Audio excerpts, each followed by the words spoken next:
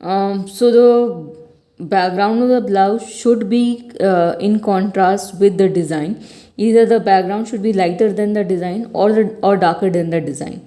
So what we are going to do is that we are taking yellow chrome, adding a lot of water to it, and then we will color the background of the blouse. Make sure that you are making the color very liquidy, with a flowing consistency, and wait for the color to dry before you start the next process.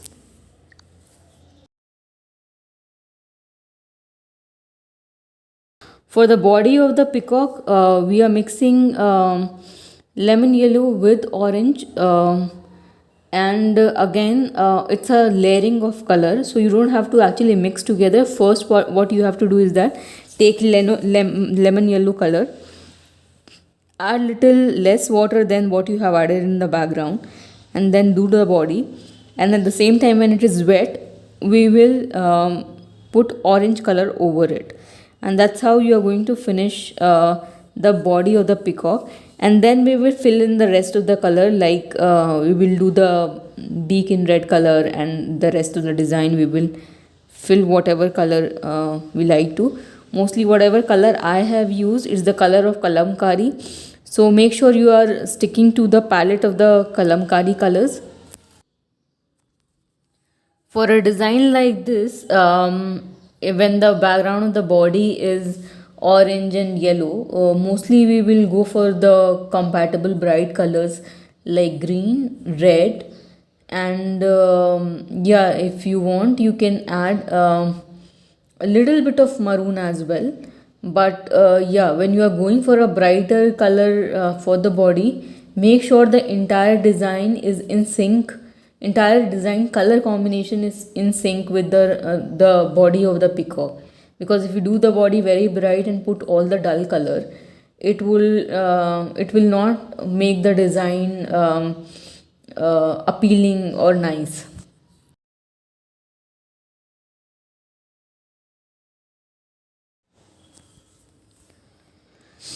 Now we will take a black marker and do the outline. Obviously, you can use a fine brush like 00 to do the black outline. Black outline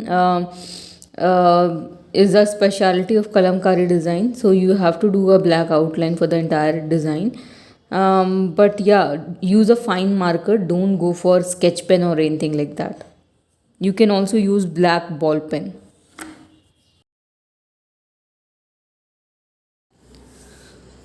So let's move on and see how we can do the tie and dye pattern for the sari.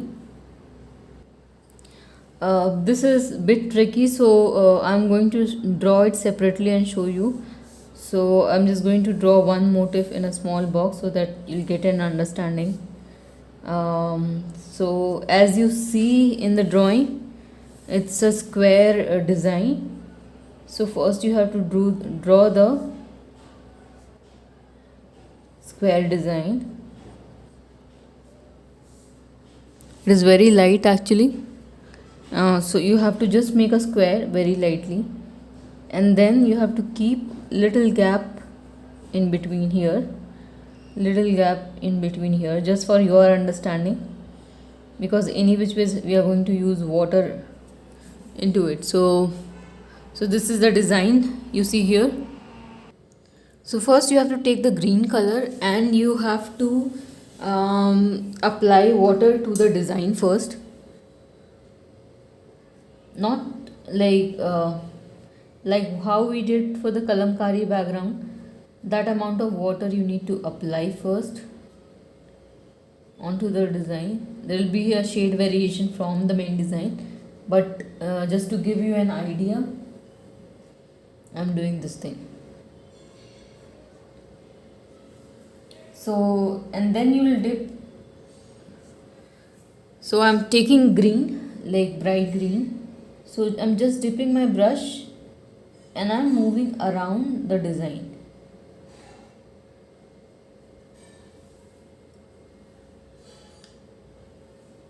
Dip the brush and just move your hand around the design.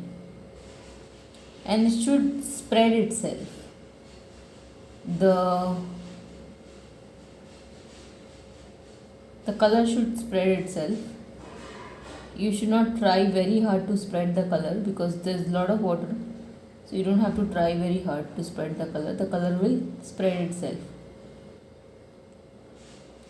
And when it is still wet, what you have to do is that go for the other shade of the same green, a little darker green for the same shade, which you will do on the same thing. So can you see, on the same green we are mixing the color, but we are keeping a little distance from the design. And what we are going to do is that we will move with the same green inside, just to give it is a tie and dye effect.